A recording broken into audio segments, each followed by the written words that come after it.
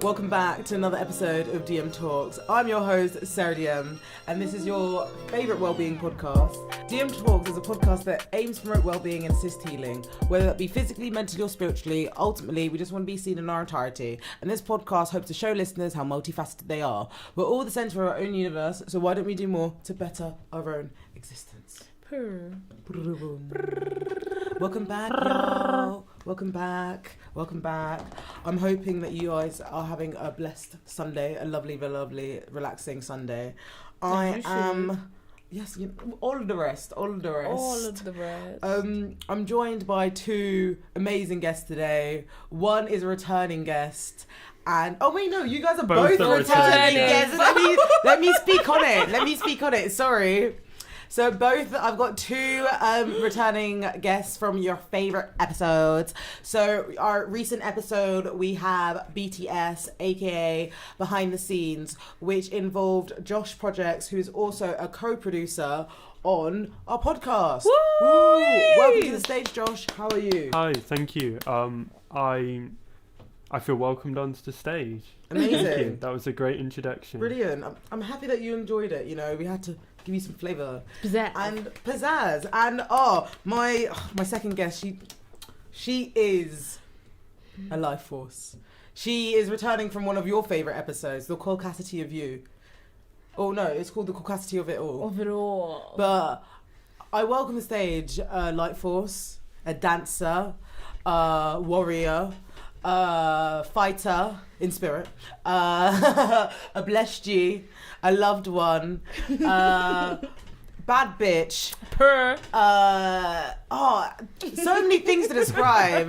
Like, I find it funny because I give you all these descriptions, I give you all these adjectives, and I don't even say like, a radio presenter. Like, do you know what I mean? What you know? Do you know what I mean? Like, I'm just but I live for it though. I live for it. Welcome back, Rebecca. Hello. I've missed you, sis. I've missed you, sis. Missed you so much. You honestly, I think the episode that we shared together, from the tarot reading to the promo to the bloody, just everything in between, like, it was one of my favourite episodes. It got so much real reception, so I'm happy that you're back. No problem. And you can come connect sense and chat crowd with me. You know, my favourite things to do. My favourite things to do. And you look amazing as well, can I just say again? Thank like, you, 10/10, you look beautiful. And I'm just so happy to just chat shit with you guys. Like, a lot has happened in the world recently, and like, I can't lie, I was even saying this in the pre-episode, like, when I woke up today, I was trying to find myself happiness, I was trying to find my peace, and it wasn't working,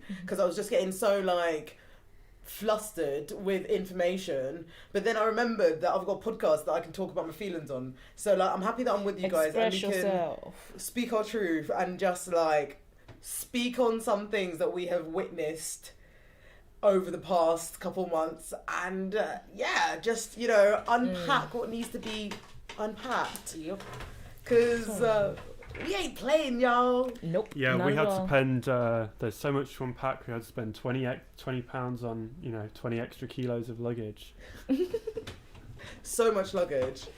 Yeah, a lot of luggage. We had to wait at the extra weight belt. Yeah. To have it unloaded specially for us. Of society.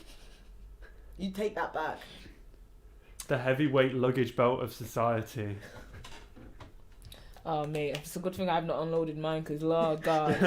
Lord God, it's a lot, but it's okay, because we're gonna unpack, we're gonna move forward, and I'm so excited just to like have just my guests, because we're just gonna chat shit and connect sense.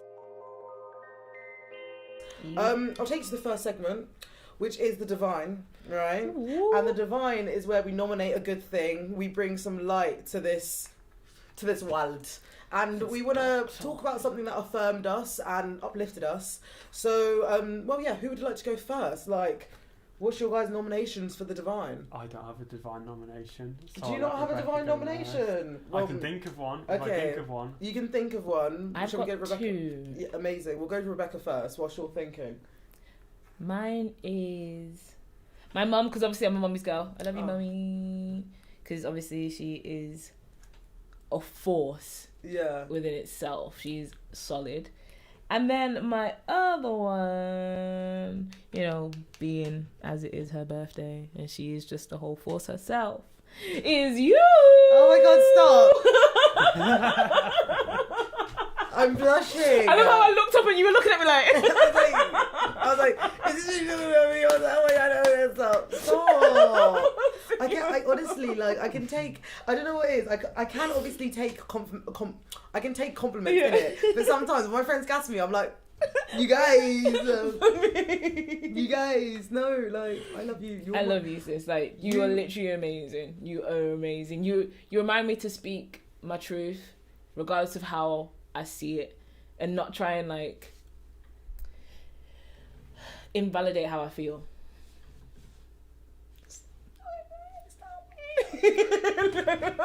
Rebecca, I fucking love you, bitch.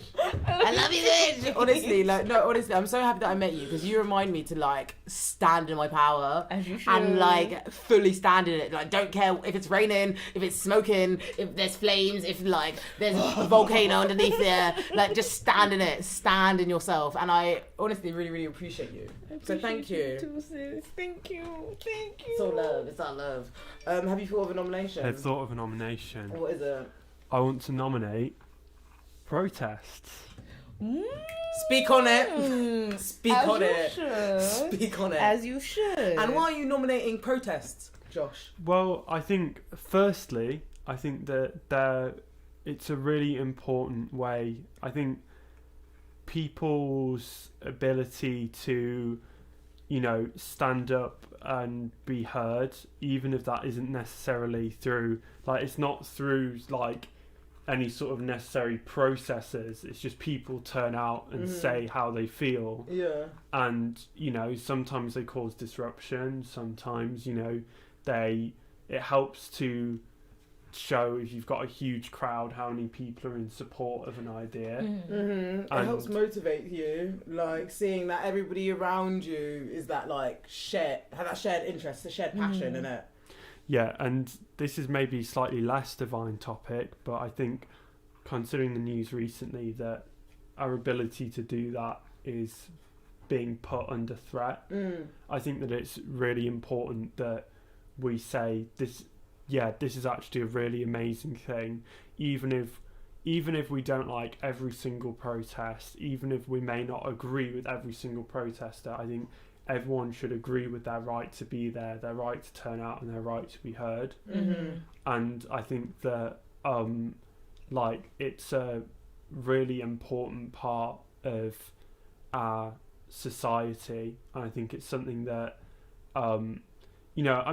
ultimately the thing that happens is that whether it's illegal or not, whether they try and shut it down, it's still going to happen. People are going to do it. So I think that the fact that people are willing to go out there and have their voice heard is really important. And it makes me sad to live in a country that may not tolerate it for very long. Yeah. But it also makes me glad to live in a country that, for the most part, has tolerated it. So I just hope that... Well, it's kind of weird. It's like live in a country that, like, I'm like the fact that I can fight it. Do you know what I mean? Like, some people, you fight it and you get killed. Yep. But, like, because there's so many, like, atrocities that the government, the police, and essentially, like, the sort of... Whether people who've been lost within the system, or whether it's like outright huge cases, like, it's weird because it's like picking the less out of two evils. In something. Oh, the joys. But I love your nomination. Yeah. Because it's very true. And protest doesn't necessarily even have to be a huge crowd of people gathering. It can be petitions. It can be social media. It can even be what people love to call cancelling, where loads of people turn out and say, you know what, fuck this shit. You're cancelled. Yeah. We don't want to see it. It's people coming out and being heard in a group. Yeah, so they know they're not going it alone. Yeah.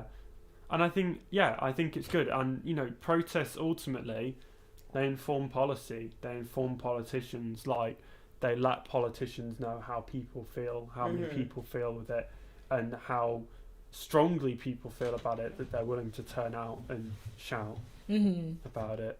Going to get lit, as they should. Everybody has the right to be heard, as you said. That was a great nomination. Thank you very much. So for my nomination this week, I would like to nominate a business owner in Manchester called Pulumi.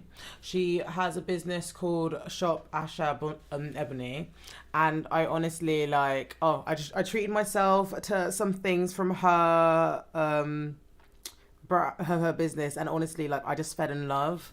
So beautiful. I think it's custom lingerie and also waist beads, and definitely look on Instagram because gorgeous. It's so gorgeous. I think one of and honestly the pictures are beautiful. Stunning. The items are beautiful. Stunning. I got waist beads for my birthday and they arrived today, and I had to custom order of writing a word that means a lot to me on it, and then also tiger eye crystals, and it's honestly so beautiful. I'm gonna stand up for a little bit just so you can see some of it, but how beautiful is that? Peep the detail, golly. Look, the crystals, the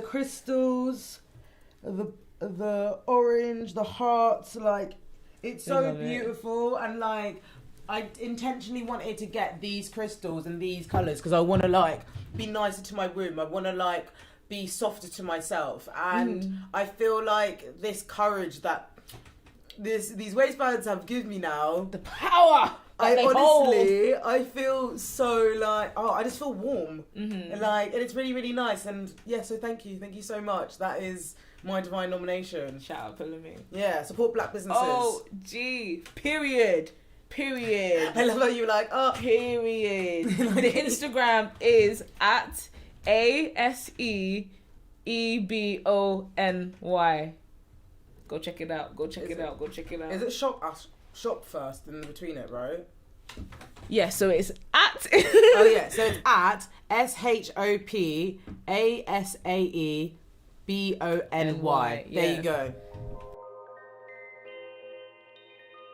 So welcome back to Decoding the Messes. This is where we unpack mess that we see on and offline, and a lot of mess has happened, and we are talking about it. And well, I was speechless for a minute, but now I'm back.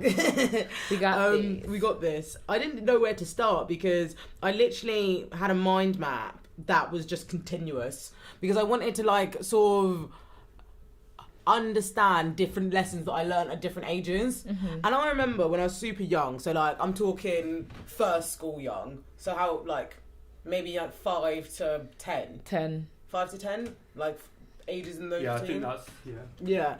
And basically, let's say when people were racist to me and I couldn't make sense of it, they would not imply, because they didn't see it was race, they would gaslight me. And that's something that you relearn obviously as you grow up. Yeah.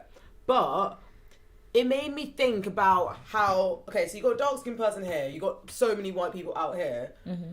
So if I even now experience racism from this one white person, because there's multiple white people that are near them in proximity that are now more comrades or now more soldiers to defending this secret or gaslighting me. Does that make sense? Yeah. It's when I was younger, someone could have been racist to me. I could be explaining it to another white person, but because they are also white, they're it's not that. I'm sure it's something else. Exactly. So now you've got thousands upon thousands of people that are looking after this secret. And when we were I bring this up to say pre-George Floyd, there was a lot more, I don't know. It's racism happened, but because it privileged white people, it was a secret. We don't talk about racism in Britain. We hush it, we gaslight, we undermine it, okay? And that's what I noticed whilst I was growing up. However, George Floyd now is one of many black men who's been killed by the hands of the police. It sparked national outrage. No, worldwide outrage because it happened within a panoramic which was the first that we've seen in our lifetime, you know.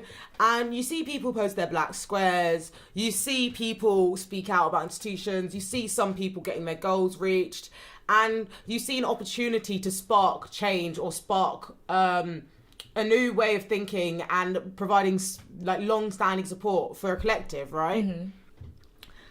However, will that happen? This is what we're in now. And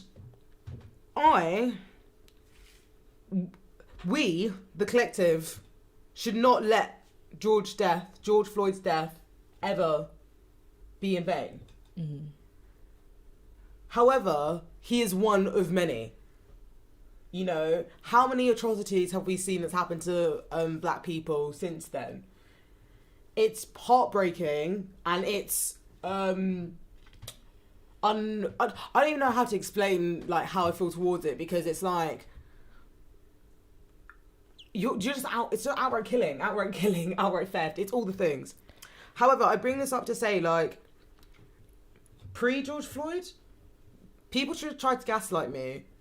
Post George Floyd, it's so loud, it's so aware that even if you gaslight me, I'm able to be like, the conversation of race is so loud now that, George Floyd made it unseen. Like, it literally, like, everything that was hidden now is seen, you know? Yeah. And in the sense of, like, speaking about racism. And we're just talking about speaking. Just the conversation. Not even fucking talking about like actual change or actual like fucking, you know, holding people accountable. We're literally just talking about the conversation. However, this obviously is going to disrupt a whole group of people because that's their way of doing things. I'm not going to chill with those people. That's why it's another reason why I started this podcast, because it's like, I know whatever I do in the future, like, I don't... Let's see, you want to ask my opinions. You know what they are from this podcast. They're all here. You know what they are from this podcast. So go listen. There's the receipts. Go do your research. It's digitized. It's documented. Go listen. Do you know what I mean? And like, I think we've seen so many conversations of how racism is everywhere. Are you choosing to ignore it? Is it your privilege?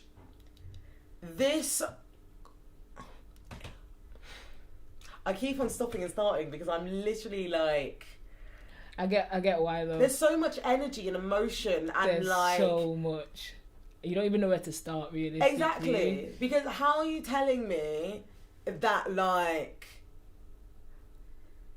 me existing healthily, happily, is pissing you off? Is an issue? Move, man. You don't have to confused. see these faces. You don't have to listen to this. But then also, how sick are you for not wanting to help? Like, and I mean it in to say, you continually watch people suffer and nothing is done.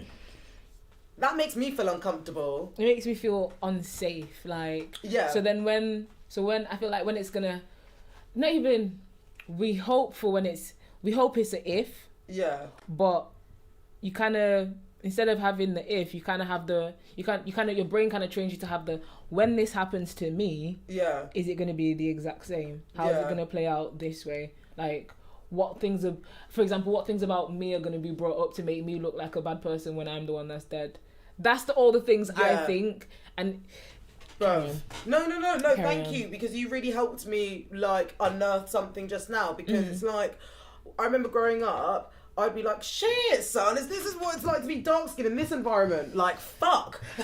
And, like, as I've grown up, the threat's not fucking changed. I've just learned about it more. Not at all. The threat's not changed at all. I've just learned a different form of threat. This is why when people I'm say... educated more on it. When people say post-George Floyd, I'm like, okay, so how far back do you want to go if you're doing post-George Floyd? Because there's a number of deaths that, regardless of how ignorant a person is, they still know about it. They know about the stories. Everybody knows the story of Emmett Till. Yeah. Everybody, regardless of how ignorant you are or what your side of the story was, everybody knows of that story. Yeah. So how far back are we going to go when we talk about post George Floyd? Yeah. Because it's been going on for years. Yep. Just because it happened when everyone was so-called in a state Woke.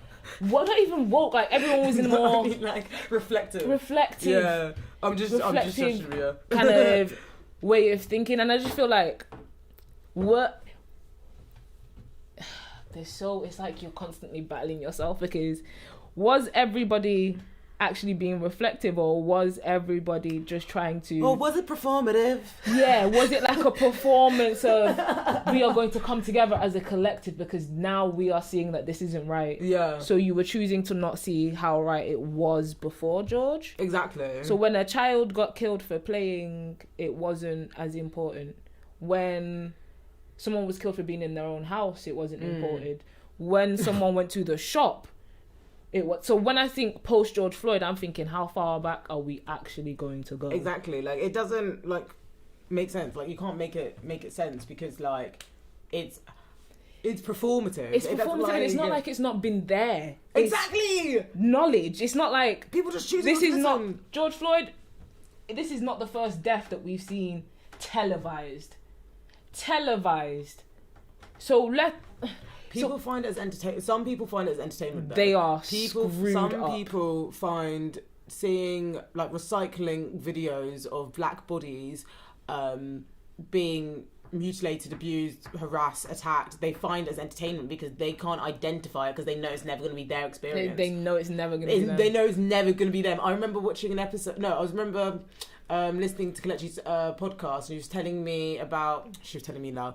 She was talking about this white man on an airplane. He was Was it the one that got arrested? He was being really aggressive and just being really violent and stuff, and security had to take him off. And then he said, yeah, I know exactly you're treating what me he like said. a black person. Mm-hmm. You're treating me like a black person. And like, realistically... Because you're not dead, for one.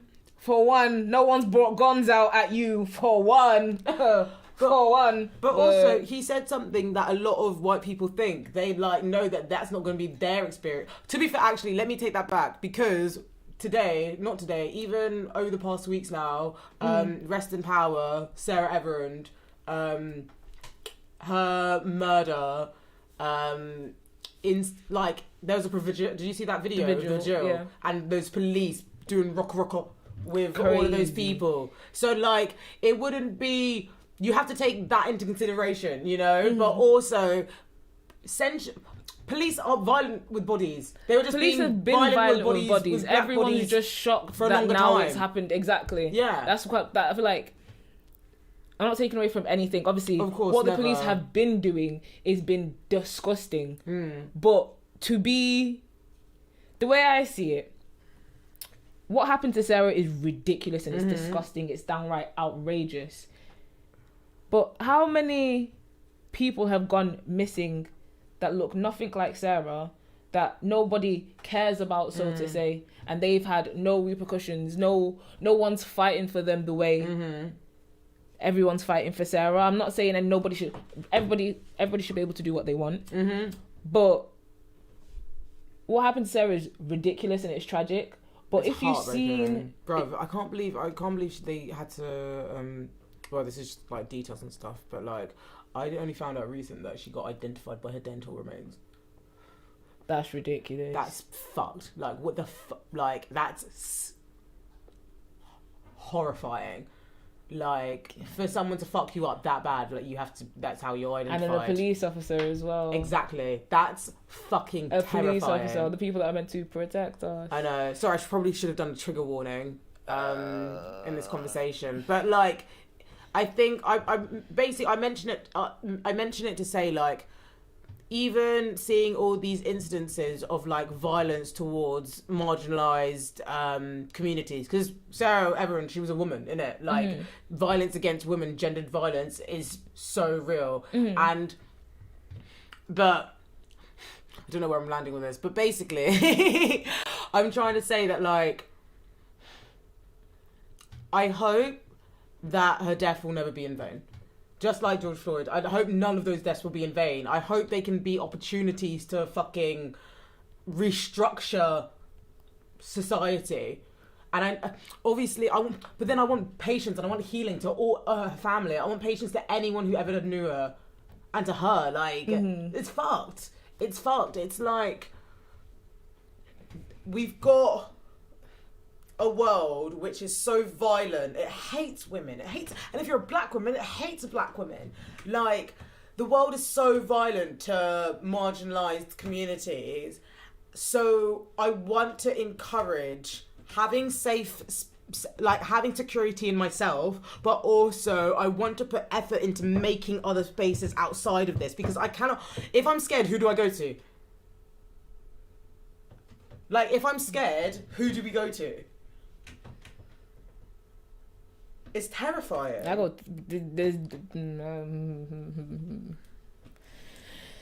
Oh God, the world we live in. The world we live in. Like, it's good that things are being documented, and like we've got not just social media now, but like we've got like connection in it. Like, I can talk to you, you can talk to someone across the world. They can, like, we can keep engaged with the good fight.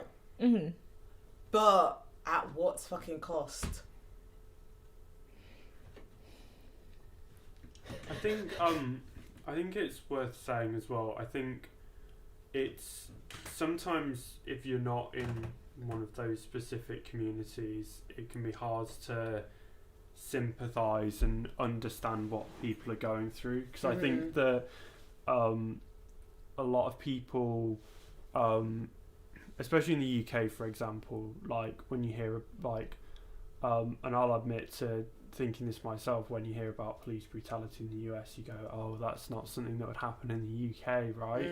And then you sort of realise that yes, the issues are different between the US and the UK, but that doesn't mean that we don't, like, we share a lot of the same issues with, like, I mean, stop and search in, like, you know, communities in London and stuff like that.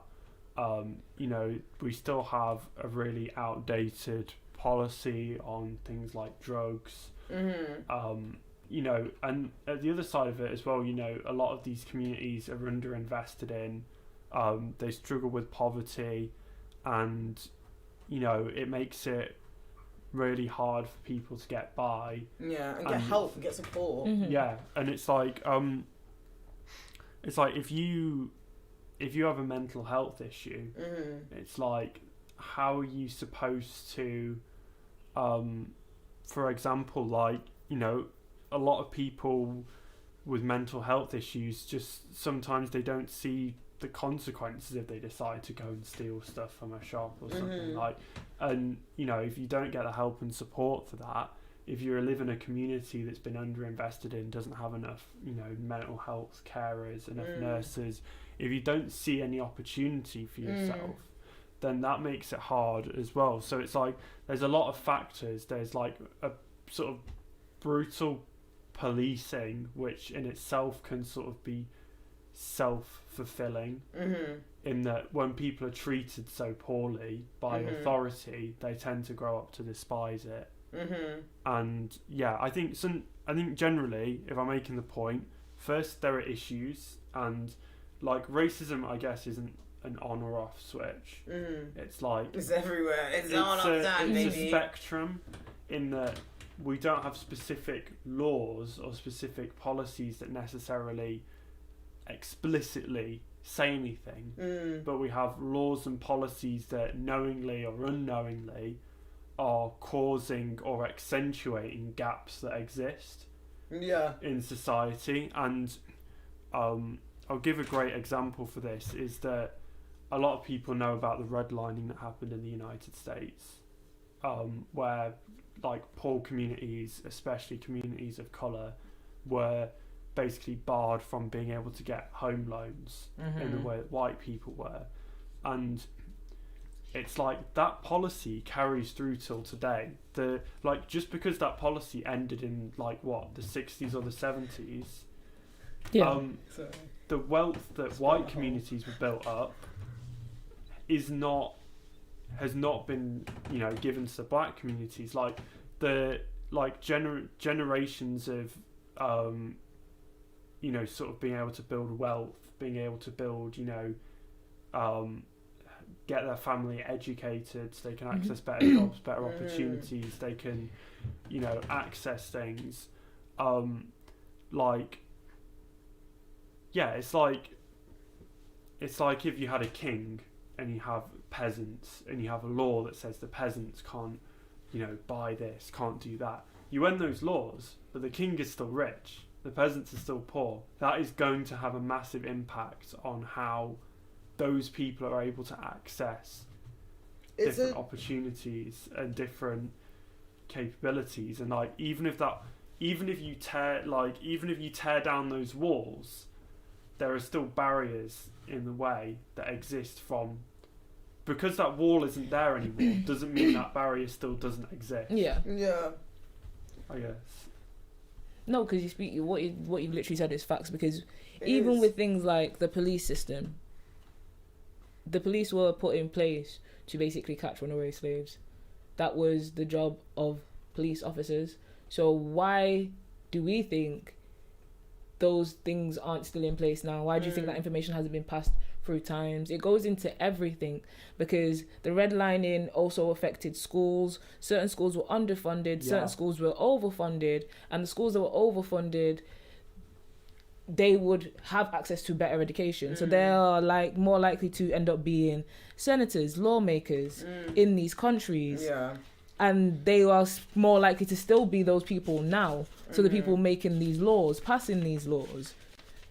So they're only going to more likely pass laws that line their pockets, which is... You see history repeating itself. And it's one of those things as well, is that if you don't have senators and lawmakers that are from those communities, even just on a simple level, even if everyone suddenly decided, even if everyone was suddenly, we're going to stop being racist, we're going to do what, like, even if that happened somehow, you still got, those people don't understand the problems that those communities face. Yeah.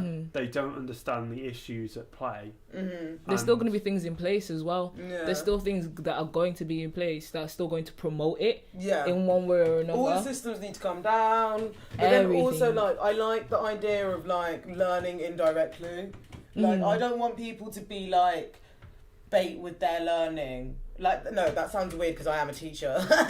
No, I am fully a teacher. But in the sense of, like, let's say now, so, like, let's say my white friends, like, if you're a white friend of mine and you would choose to center your feelings when you were learning, then I'm going to get annoyed. If you listened to my podcast, I'm not going to be... You're hearing the same thing. Do you know what I mean? But it's the fact that, like, in one form, you've got a podcast where it's like, oh, I get it. Like, someone who doesn't like me could listen to this. Do you know what I mean? They're listening to it on their own. They could have their earphones in. Like, it's just something that they're learning about. They're getting an insight into the experience. However, let's say if someone's like, hello, Sarah. Okay, so I remember this time in June 2012, I was racist to you. And you know what? I've learned and I've healed from that situation. And I just can't believe I was racist. I'm so sorry. I understand that you were the black person in this group. Like, what am I supposed to fucking do with that? Like, my mind is so fucking fried that even when people apologise to me, I'm pissed off.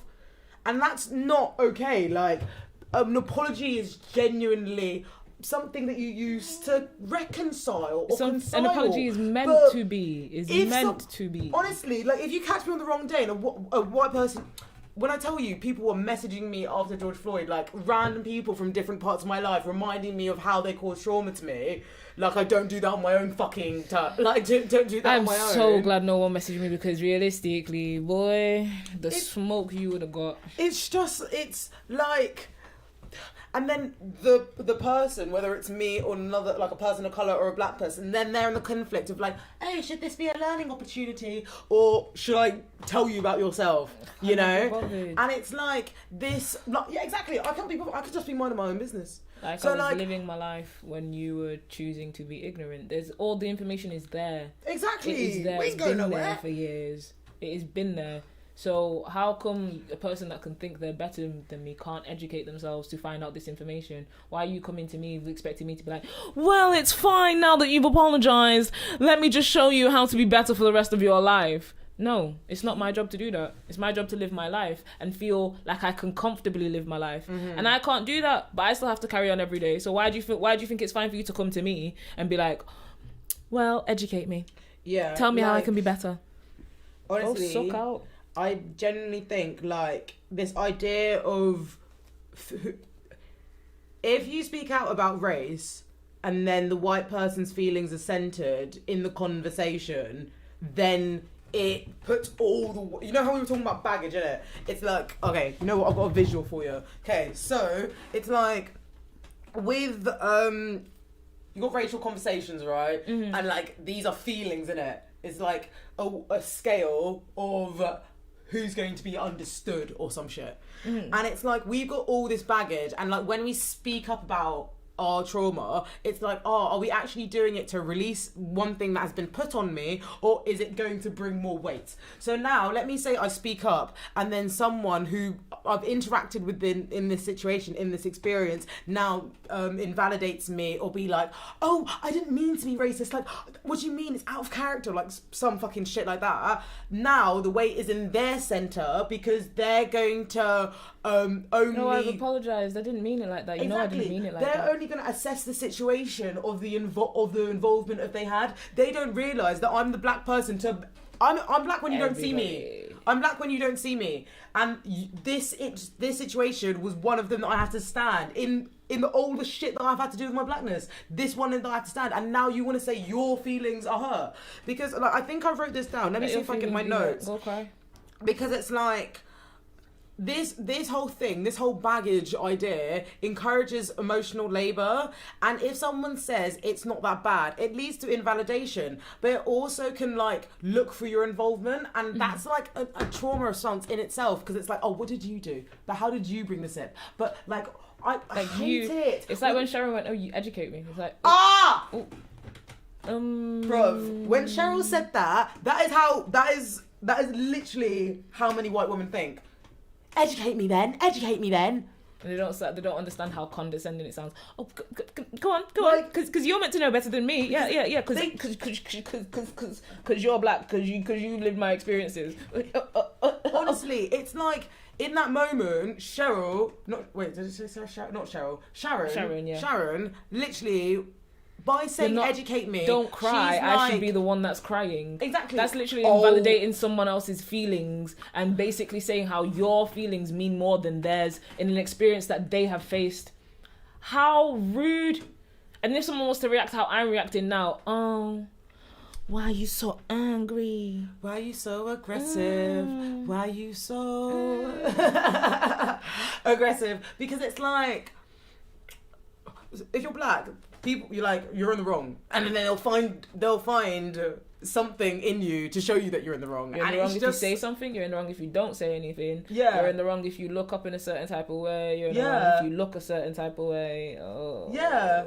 And it's just ridiculous because people are still having these conversations. Like I was saying. My mum said to me, I think I've even mentioned it on my last episode with you, like, everyone's learning the same thing, we all take different routes learning it, right?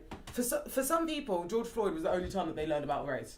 For some people, Meghan Markle and Prince Harry's conversation with Oprah was the first time they heard about race, you know?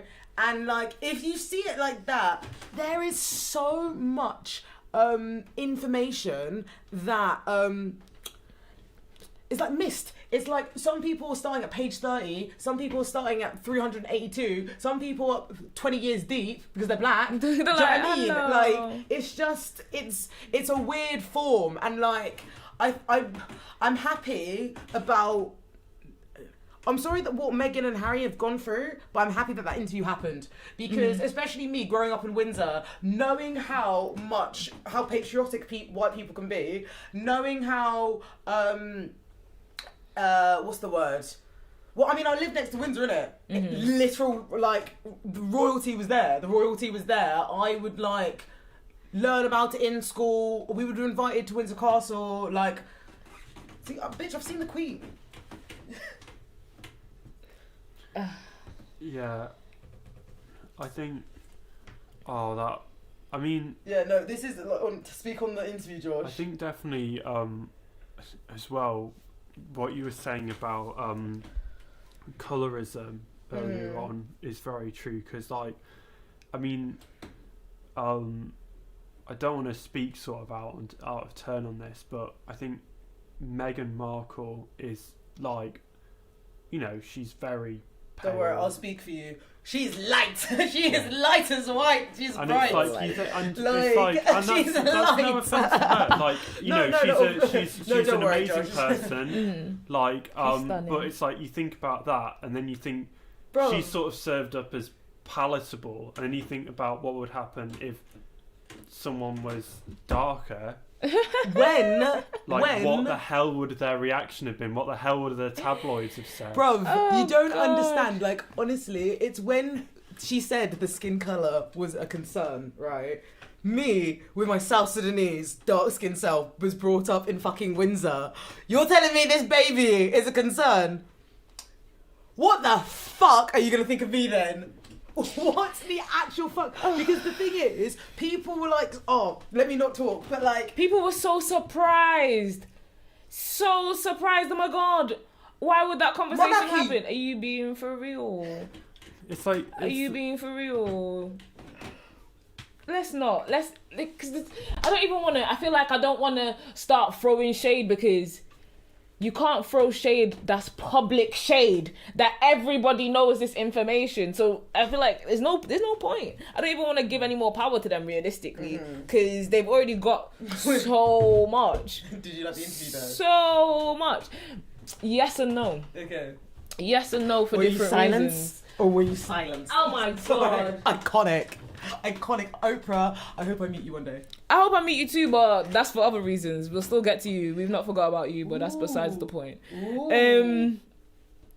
Okay, back to Sorry, yeah, the thing. I'm the worst. It's... I can't say I understand why people are shocked because realistically I don't. We can't... I'd understand... Okay. If you're white, I understand why you're shocked. If you're white, I understand why you're shocked by the fact that those questions were asked. If you're black, you are not shocked. If you're a person of colour, you will not be shocked because at the end of the day, all over the world, lighter skins, lighter tones are preferred. And I mean all over the world. In the Philippines, in Nigeria, in India, everywhere. The lighter you are, the more you're seen as palatable, palatable or whatever. Yeah. So that conversation wasn't... The fact that question was asked wasn't a surprise to me. Did you see Oprah's face I was like, what? And I was like... But she knew that question. She knew that information before she asked I feel like all of 100%. us knew that. I feel like low-key all of us knew that. Because I remember like thinking... Oh my God, their baby's gonna be gorgeous. And then someone literally turned around and be like, oh God, I wonder if the baby's gonna be like light skinned or dark skinned. And I just thought, is it your child? Yeah. Are you the one that's gonna have to feed that child and take care of that child? Then why the fuck do you care? Exactly. Why the fuck do you care? It shouldn't be your concern. It's not your concern. It's somebody's life. Let them live their life. They created life. And you want to... I'm confused. You're so strong and you care so much about your monarchy and your royalty. That is blood of your royalty. And now everybody's in uproar. Oh, this child is... You care so much about the royal family and the royal bloodline, but now you want to cast out a whole prince. I'm confused. Yeah, a whole ass prince. A whole ass prince. That's not even... That's very, very light. Like, very, very light. So imagine if he was darker. Shit, bruv. Imagine if he was darker. Honestly, like, all the stuff that he said about how they had to... what was it?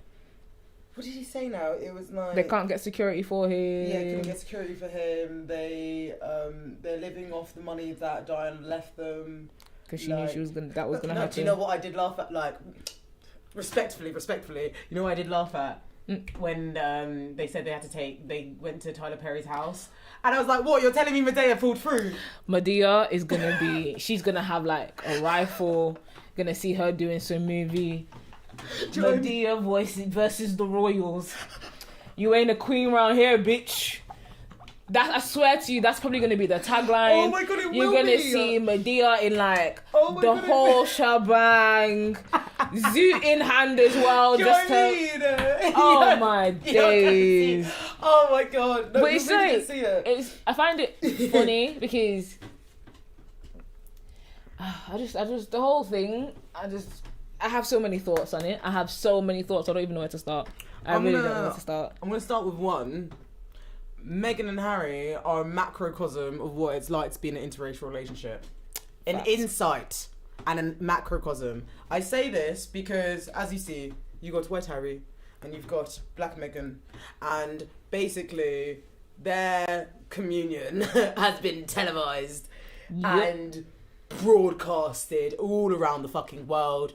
Prince Harry is a prince, so the royalty, the monarchy, the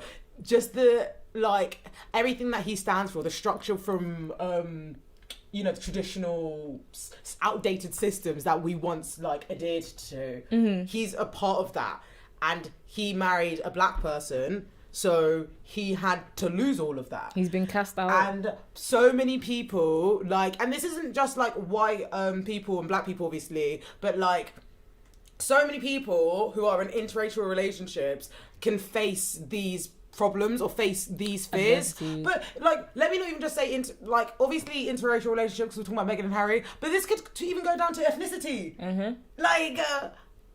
If someone could be in a different tribe to someone and there'll be beef. Oh, that's facts. That's facts per. Do you know what I mean? And you've got this interracial relationship that has been a symbolism of a monarchy, but also what did Meghan say? She was saying how it was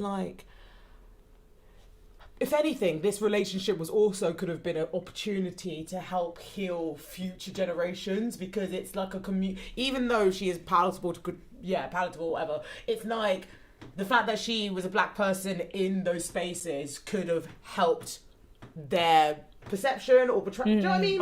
It was a massive opportunity for sure.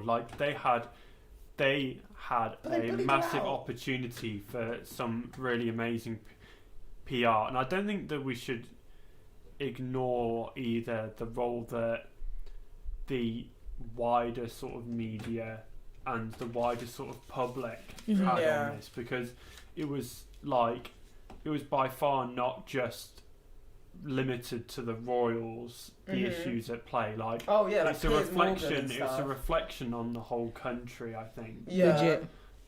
I think there was another element of possibly the fact that she was foreign and from another country. I know it's America, so it's really, we don't see it as very foreign, but it's true. A lot of people definitely perceived it that way. And how can we have someone coming from another country? Yeah. So I think that definitely played a role as well. So many things played a role. I mean, she wasn't a royal, but she also she was an actress. She was making her own money. Had she been married before or no? Yeah, she was a divorced. Yeah, she's divorced. So so many things that aren't traditional. You know, let me not say that. Let me not say it like that. But so many things that older forms of society wouldn't think are traditional. You know, and I feel well, she wasn't from those aristocratic groups, those aristocratic families. She was, as much as they said Diana or Kate were outsiders compared to her, those two still grew up in those sort of areas, those sort of communities. But she's complete outsider. Do you know one thing that I loved though? It wasn't even in the interview. It was a little TV segment. It was Dr. Charlotte Amos, Kelechi Okafor, and Gina Yashire. Honestly, seeing 3 black women on my TV like that, I was like, because they're black women that obviously I love Kelechi because I've followed her for the past like 3 years now, but like Gina Yashere, I literally used to watch all of her comedy when I was younger. Like I'm talking about like noughties, like 2004, like shit like that. And then Dr. Charlotte Amos, I feel like she's literally out here doing God's work as well. For real. She's like doing the policy changing, like education and all of that stuff. She's doing all of the things that like. She's just doing all the things, you know. Everything. And Kelechi, a baby girl. Do you know what I loved when she was on CNN? She was like, "I'm a baby girl. I'm divinely protected, and nobody can beat me up." And I was just like, on a whole ass beat. She said that on CNN. And like, I bring this up to say, Dr. Charlotte Amos when Prince Harry is the husband to Meghan that Charles never was to Diana. And I was like... Everyone's face was Kelechi's or Gina's face. Look, I swear everyone was like, well, someone had to say it. But it's the truth. It's the whole arse truth. Because, like, don't get me wrong, I do think... I think interracial relationships can work, but you have to be honest. You have to be honest. And but I don't think I'm saying anything fucking radical. I think if you're in a relationship with someone... Be honest. Talk about your parents. Talk about your loved ones. Talk about how you didn't know and now you know. Or talk about... Just be honest. Be straightforward. Be straightforward. Be transparent. Evolve with each other. However, don't gaslight me. Don't undermine me. Don't say it's not that bad or my parents don't think like way. Oh no, he's not like that. He's not racist. Because I promise you, in a couple months' it time, was like that? when we're not getting kicked out of your house, but I'm not going to the family party, or if I'm not going to this or X, Y, and Z excuse, who will be crying? Fools. But it's like because I was in spaces where people idolise aristocratic. I can't say the word. Aristocracy. That's it. It made me sort of learn about power in a really like intimate way. You know, like people will do. There were so many things, that Harry mentioned about being in the system. That even though I look nothing like Harry, I could appreciate because I went to boarding school. Yeah. It doesn't like race is everywhere, but it also doesn't exist. People who are black, who are white, who are brown, who are in different marginalized spaces. Let's say if they've experienced let's say they went to similar boarding schools as me, they would have experienced the same thing. Learning about power in an institution that is a bit more like aristocratic or really like we had just random fucking shit like I don't even know how to explain it. It's like I've got all these memories bubbling up to my head and they're all just like going down. Yeah, it's like when we would have chapel services, we would have them either at our chapel or the same place where fucking Prince Harry where they got married, because it's like an open chapel that people go to in Windsor. So like I can really appreciate, like it's weird. I can see the people behind the interview, behind the show. I can see it in a different level because I was brought up in Windsor, you know? And like that whole idea of like history repeating itself and power being recycled is so entrenched in some people's way of thinking that you have to be comfortable with knowing that there's people in this life that are never going to understand you. But when you find out that those are your loved ones, how are you going to act? You don't know how to.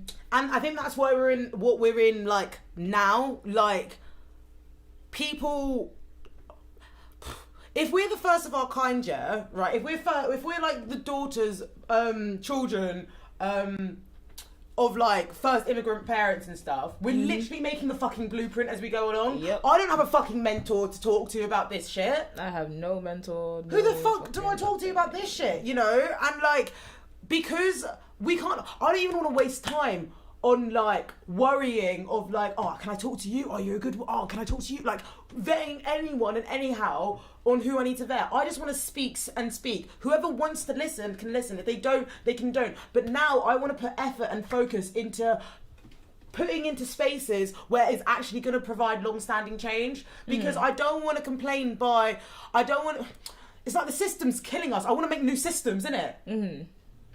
As you should. As I should. I want a new education system. I want a new everything. I think the UK's got a major issue of. I think that there's a problem with a lot of the existing sort of leadership aristocracy. A lot of them just can't help but fall upwards.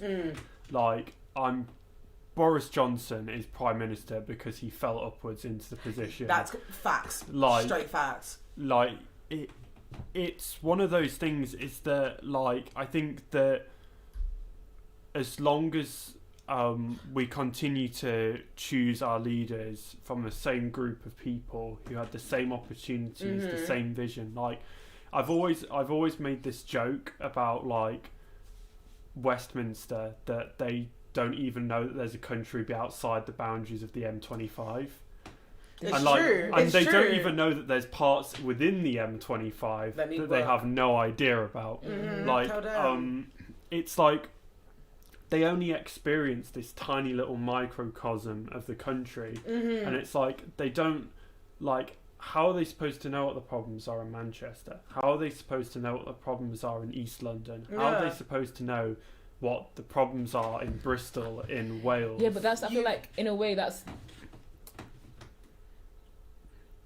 living in their privilege. Because realistically, it's not that the information is not there. The information of what's happening in Manchester is there.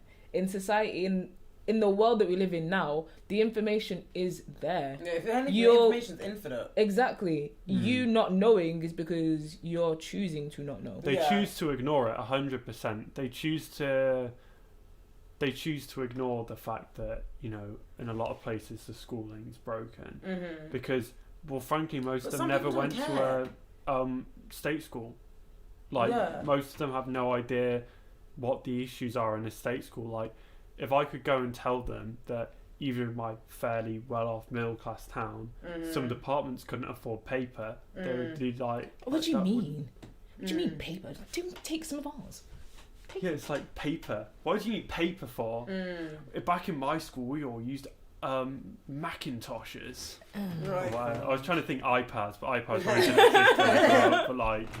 Yeah, no, like, it was so weird being in, like, fucking... I was literally around, like, elite middle class, innit? Like, for a good 3 years of my life. And, like, I've said this before, I'll say it again. Even though I was robbing Windsor, scary as shit. like, I don't have Windsor money, innit? Like, I do not have Windsor money. Like, everything that I have, I've made and I've worked for. Like, and, like, growing up with, obviously racism, but growing up with, like your environment not mirroring you, but to an extent of, like, just financial matters, innit? Like, from a young age, we can see things and we understand things. And, like, because I was around people that didn't prioritize money well, I understand lack a little bit. From, I don't know, it's like a Pacific sort of white middle class person. I get it. I just get it. Because I know how it happened. Used to seeing them. Because I used to see it. I used to see them complain. I used to see them scream. I used to see them shout. I used to see them, like, cry. All I did was watch, innit? Like, even, like, let's say if I'm the waitress now, I'm watching your interactions. I'm watching your tables. Like, I want to make sure you're getting your service. Yeah. But I don't involve myself in anything, but I watch. And, like, sidelines. Because sorry. You go once. You said something earlier that actually reminded me of this. I remember this is one of the first lessons I learned. Like, in 40s girls, I was like, oh, I can't wait until these girls, like, not even girls, like, teachers, whatever nonsense. I was like, I can't wait until they get into the real world. I can't wait until they get in the real world. And then I remember growing up and being like, bitch, their real world is a mirror of their real world. Their real world will be keep on recycling with the same people, the same networks, the same opportunities. Exactly. Because if you're a person not in these spaces, you've had to live in alignment with the world. You haven't had to live. You might have not felt like you belong here because of your experiences. However, if you're from these spaces, you meet the same people. You go to, let's say, you grow up, you got your parents, and then you go to uni, you meet the similar friends, and then you have businesses with those friends, and then they connect, and then you recycle, and then you guys are all fucking doing Verbier all in failing New Year. upwards. Do you know what I mean? Or falling into amazing spots by chance. Exactly. By chance. I wanted to ask, how many people at your school were picked up in this car specifically? You've got to Bruv, you recognise that car? Yeah, I do recognise that car, but like my school was ridiculous. Like I remember like, what's the car? I know it sounds really silly because I know no cars, but there's a car that like opens backwards.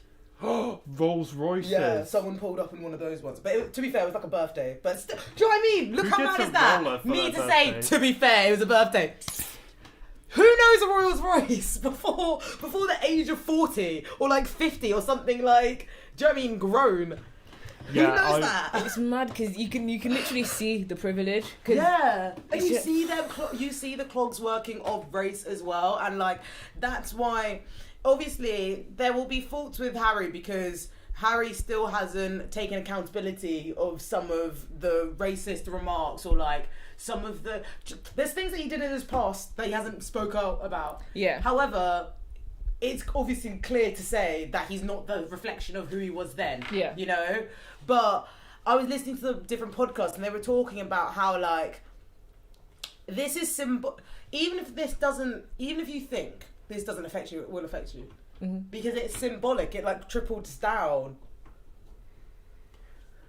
Yeah, I think I hope the Oprah interview holds a bit of a looking glass up to British society and our Completely. relationship with race, and I think that we need to, and I think it was really good when that interview with Kelechi was on Sky. I think that it was really good how she just kind of said that a lot of British race issues appears to be sort of gaslighting or going, and that will kill the you. same here. And I think that's a lot of the case with like a lot of other issues, like with women, with LGBT rights, with like we can say there's a lot. And another thing that I don't like as well is when people talk about like oh well, this country has it worse, so therefore we shouldn't.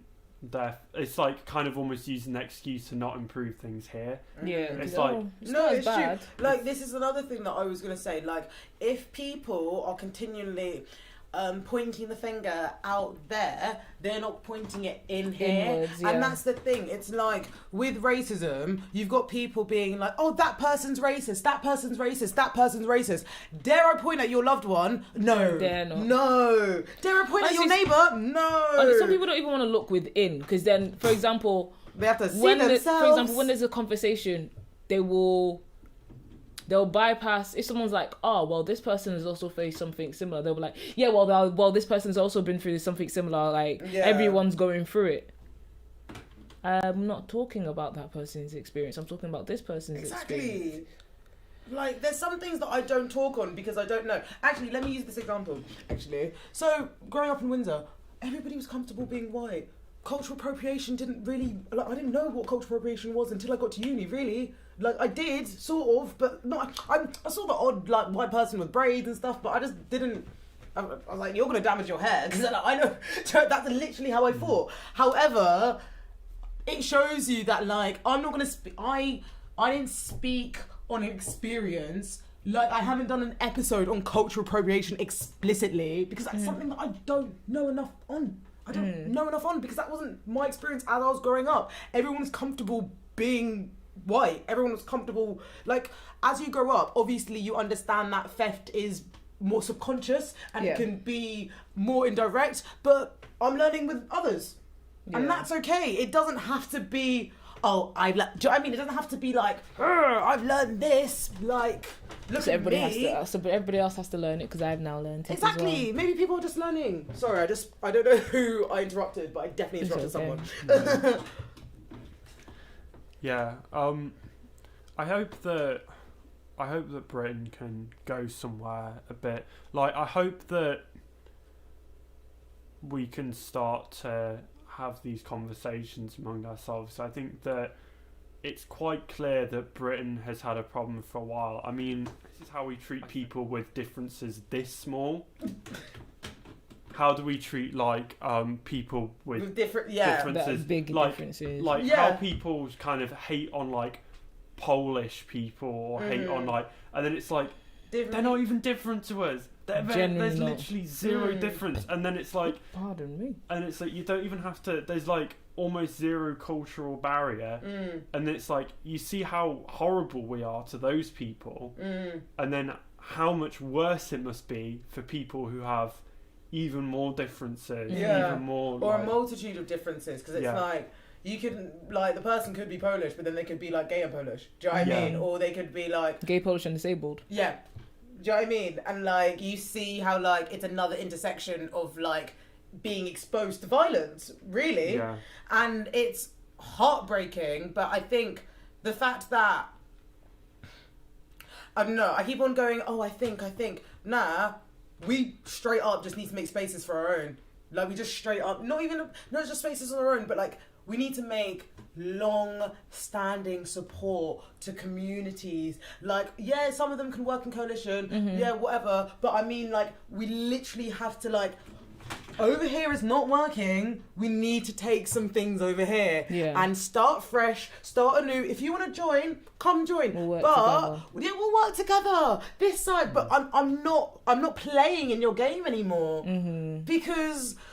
But it's weird saying that because there's so much that needs to get done to get sort of legal footprint or a legal there's backing. There's so much small things we need to do, to be honest. I'll get random ideas, right, and they'll just random. And I was thinking, just imagine if there was a hotline of where you could write places or where you got a microaggression on, or a holiday. But then the thing is, what would be done about it? What would be done about it? Because that's the thing. It's but you don't want to feel like you're just complaining because you kind of get to the point where you get tired. Yeah. You get tired.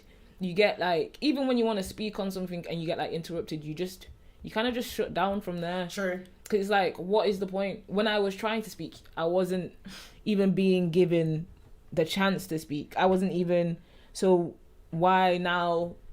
You kind of just okay, cool. Whatever. Yeah. I think the answer that I think would be the best answer is we need to bring people from minority groups and represent them within the media, within education, because only doing it that way will people learn. Saying that sort of we need to represent, say, black people invited on to say Sky News to talk about the Meghan and Harry situation. That's true. That needed to happen because it was just too many white faces talking about it. But then realistically, should there not be a number of black colleagues that work at Sky News that already can talk? Exactly, that's the thing. And then you got my ass who just wants a whole new fucking black TV show. I want a whole fucking new media system. Just because it's that's the thing, we need to increase representation. We need to increase the chance of the conversation. That's one thing, because people need to stop. For example, with the Sarah Everard thing. Yeah. We can't just look at one and not look at all. Yeah. Like I was saying previous with the Sarah Everard thing, there's a lot of people that have, for example, Blessing, I'm going to forget her surname and I'm going to pronounce it wrong. Okay, Blessing's incident that happened, I believe, last year. Yeah, October. Same sort of. We don't know what had happened. We genuinely nobody knows what's happened to Blessing. Someone went missing, but there wasn't enough evidence. Nobody looked into it the way they looked into it with Sarah. There wasn't that much give. Yeah. There wasn't. No one fought as much, and I feel like people need to be. You need to be accepting enough to at least let the conversation happen. Yes. You need to be accepting enough to not just bypass it all the time, because we can't just look at one and feel like one's acceptable, because then when we think, one's acceptable, we'll then find reasons for, this one's acceptable. This one's now acceptable. This one's now acceptable. We can only be outraged when it's this. Yeah. We can be outraged when it happens to anybody. If anybody goes missing and if anybody's murdered, everybody should be outraged. Yeah. So why is it only a certain outrage towards this? Do you get what I mean? Yeah, the system's put in place, like, I don't want to say hone, but they sort of like manipulate how the outrage should be. Yeah. When the outrage should be for everybody. Everybody. But because the outrage is now reinforced by institutions, people, like, you know those people, stroke soldiers I was talking to you about pre-George Floyd? Yeah. Those soldiers, they've got institutions, they've got people actually hating on other cultures. Do you know what I mean? Like, in higher spaces, so now they're reinforcing harmful rhetoric. Exactly. You know? And like, because the outrage is it's like the outrage is policed and it's only centered for other, like, more palatable voices. I feel like the outrage is policed by the police. It's always policed. It's that's like true. It's always an organization that's like, how can we handle this best? Okay, so we see your outrage. So there's this outrage about this and there's this outrage about that. Which one can we monetize? Which one can we use as, because there's different reasons, monetize, scare tactics, whatever. Which one can we benefit from in which way or another? So let's give more attention to this one. Let's completely forget that lives have been lost. They don't care. They genuinely don't care. They don't, and that's why, like, don't get me wrong, there's going to be people out here who are going to be able to stand, sit, talk, like, all the people from marginalised communities that went on to Good Morning Britain, all of them have a level of patience that I don't have, right? They all have a level of patience that I don't have, and there's always going to be people that are going to be comfortable with explaining, assessing, evaluating, reaffirming, doing that all good stuff. I'm not one of those people. I'm tired. Like, mate, I have to struggle. I struggle from not disassociating when somebody interrupts me. I'm just like, no, I don't care. It's bad. It's bad. I could never personally. Do you know what I mean? Sorry, it's the truth. It's like, if I don't want to speak up if I've been interrupted, how the fuck do I have to keep on doing this for something that I'm inherent with? You know? I think that's why, like, that's why this conversation about, like, I'm more than happy to sit here, talk the things I do. What people listen, they listen. If they don't, they don't. But at least it's an insight.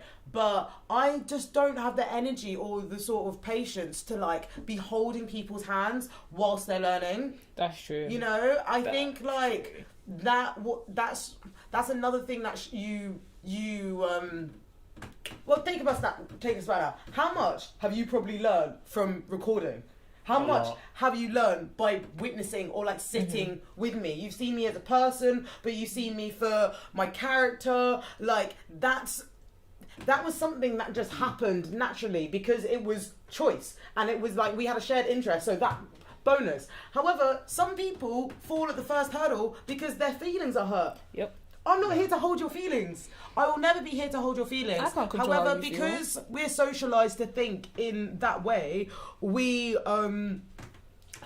socialised to think in that way. But also, not a lot of us have had the opportunity to nurture our authentic selves. That's true. Not a lot of us have had the opportunity to stand in ourselves and stand in our power and just be like, I'm good regardless. Do you know what I mean? Like, I'm cool. Do you know what I mean? And that intimidates people. So, like, it's weird because, like, I don't know, I was talking about this in therapy because, like, I'm one of those people of, like, oh, you want to die in this hill? Like, we're dead. Like, do you know what I mean? Like, I'm one of those people that, like, I will sit on my chair, everything will be burning, but I will sit on it because but that's the thing, because my ego, my pride was encouraged in my defense strategies at school.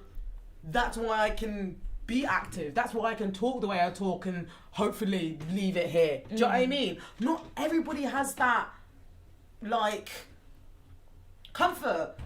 Do you know what I mean? And, like, even then, I didn't have that comfort. The comfort was forced out of me because I was in an unsafe situation. I could have been minding my business, but I didn't because I was, like, first year I minded my business, second year I was like, fuck this, I ain't minding my business for shit. You know? And, like, it just shows you how things can be manipulated. Like, even though I'm well, I mean, I'm a dark-skinned black woman. Like, I haven't experienced the things that Megan have gone through, but being an outsider in an elitist, like, area, environment, space, can, like, it teaches you things that you didn't even know about yourself, you know? And, like, it's so weird. It's so weird. There's so much cognitive dissonance involved. So I see, like, you see so many people who are trying to do better but not reach the mark, but also ignorant, but then also naivety. Like, do you know what I mean? You see, like, so many things go back and forth in, like, racial conversations. Yeah. That people sort of forget the sight of the end goal. Like, how are your black friends feeling? Like, how are the individuals in the marginalised spaces feeling? Like, how can we encourage that and uplift that? And how can I provide you long-standing support? Give me long-standing action. Because you've been fucking it up for the past X years. Now you have an opportunity to fix up. Yeah, to fix up. Because the thing is, realistically, let me not say that. Realistically, we're gonna appreciate people who are trying. You know? So it's like, it's weird, it's like, if people's intentions are in a good place, I'm happy for them to indirectly learn. Yeah. However, I'm done. Delete that. Done on wasting time educating or promoting a system or an ideal in spaces that don't belong to me. Not just belong to me, but don't value you. That's the word. They don't even value you. Because we are all in value. We are all important. We all have an inner spark that can be bloody harnessed for love and power and just affirmation. But when so many people are so comfortable with a system that benefited them because of their own things, bruv, it's like, I honestly think that if you're racist, I'm sure I've said this before, but if you're racist, you are not emotionally intelligent, right? You're telling me, that your level of empathy, doesn't extend to people that aren't in the same spaces as you, and now you're running the country. Now you're running laws. Now you're in my now you're my doctor. Now you're my. Do you know what I mean? You're all of these things. What do I have to vet every single person? Nah, I need to put.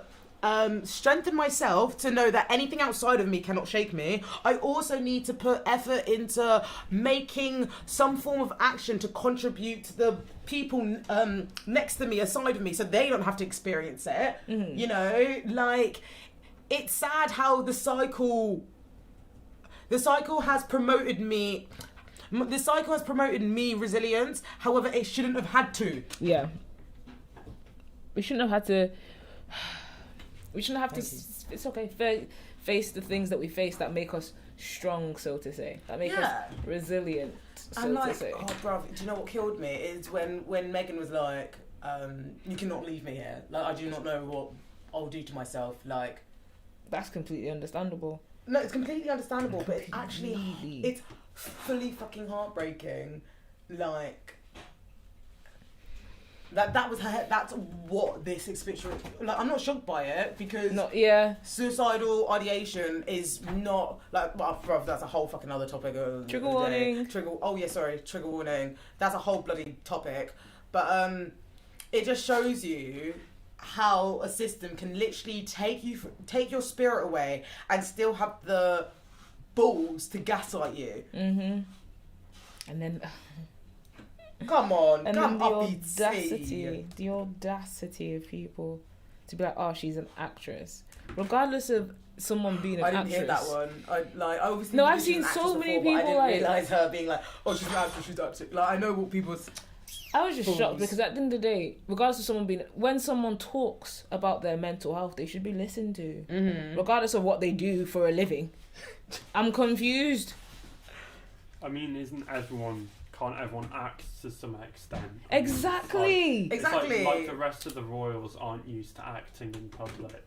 Like they're not acting like one of their. Their job. Who's the paedophile? Andrew. So they're acting like Andrew's not doing his paedophilia in the background. They're all acting that's not happening. They're all acting like that's not in the news. They're acting like his girl, like his wife didn't just go either. I'm confused. Sorry, I just remembered the picture of the concealer. Like, someone should have put... The concealer, or when she's getting her toe sucked. What? I didn't hear this. Oh, there's a picture of Prince Andrew's wife getting her toe sucked by some random guy. Oh my god. No, On I an didn't island. know that. I didn't know that. Oh, people are living. People are living. People are living. They were, but you're allowed to live if you're rich and you're royalty, because... Well, you know, Meghan eating avocados is clearly unroyal. Yeah. Oh, that's... One of the other royals having their toe sucked on a private island with By trafficked someone that's children not on your- it. not It's your clearly very husband. royal. Oh my god. It's actually, like, crazy. I'm baffled. Just say you don't like somebody and go. That's my thing. It's not by force. That's another thing. That's another Just thing. be It's- straightforward. It's not by force. Like, I appreciate even when people don't like me, like, I appreciate how sometimes they move. Do you know what I mean? Don't like me in silence, or don't like me with, like, Oh my god. don't like me in silence, but also don't like me, like, over there. Like, do you know what I mean? Like, there's people out in this world that wouldn't think that I'd have a wellness podcast, you know, because of our beef. And it's like... There's people that think I won't compliment them because I'm beefing them, but... Do you know what I mean? And it's like, raw, like, love yourself enough to not care about my thoughts, please. Purr. Period. Because we can talk about this, we can talk about racism so much, but, like, for racism, for the marginalised people, like, they're the bodies that are going, they're the people that are getting hurt, whilst white people are learning, you know? And, like, because of that, we can't just, like, what is patience? Like, what is patience? Because it's still fucking happening. I guess it's like the racism train still rolling on at full speed, running people over, and so everyone's screaming to hit the brake, but the person driving the train's going, no, I've got to read why the train exists. Yeah. Or how it started. Yeah. Why is this person in first class? Why are they so comfortable and everybody else is screaming? No, but they could even be on the wrong train. And then They could be on the train now, but they could be on Florence Given's train. And then they're thinking that they're doing all bits and bobs because they're learning about race, but they're also getting their feelings comforted. Mm-hmm. And it's like, at the end of the day, a lot of people don't realise that, like, when you are racist, you are also saying my feelings are more important than yours. I think that's one of the first things I sort of learned about race, because it's like, I could literally speak about something, and instead of you being like, oh really? Oh what? Like, There's always listening. well, this person also, and this or this happens to somebody else. There's this sort of challengement. There's this, like, comfort to, like, what did you do in there? What did you do? And it's like, bruv, I could just be explaining to you, but now you're another soldier for The Secret. Mm-hmm. Because you haven't assessed The Secret in, like, maybe you assessed The Secret, yeah? Maybe in year 8, yeah, you think calling black people monkeys is The Secret. But then when you get to, like, 21 or 18, 16, whatever, you realise The Secret might be Stop and Search.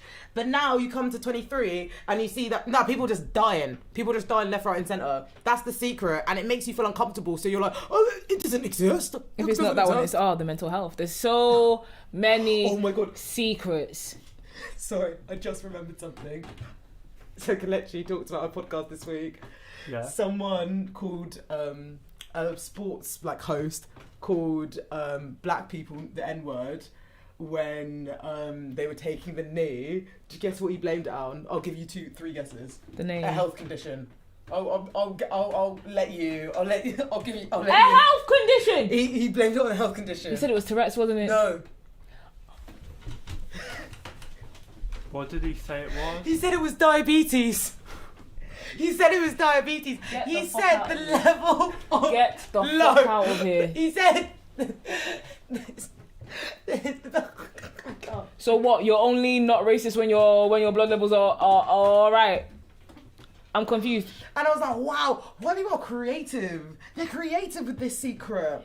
It's not even. I don't know if I want to call this episode Secret now. Oh my god. Secret. Yeah. It's just annoying, realistically. The whole thing just gets annoying. Because it's like, you're allowed to be like, oh, well, this is because of my condition. This is because of my condition. But then we're allowed to be treated a certain way and we're not allowed to have any because of. Literally, it's just there. It's a trauma response. It's a trauma response that they're inflicting on us. Because I'm done. Honestly, nah. I have to show you the episode afterwards. I was thinking it was going to be Tourette's. The way they said it was a lot funnier than me. But like, it was honestly, when she said it, I couldn't stop crying. I was like, nah, people are mad. Can you... Diabetes. You're making me want to call my diabetes friends and be like, yo, do you say these things when your sugars are low? Because I'm sure you don't. Honestly, like,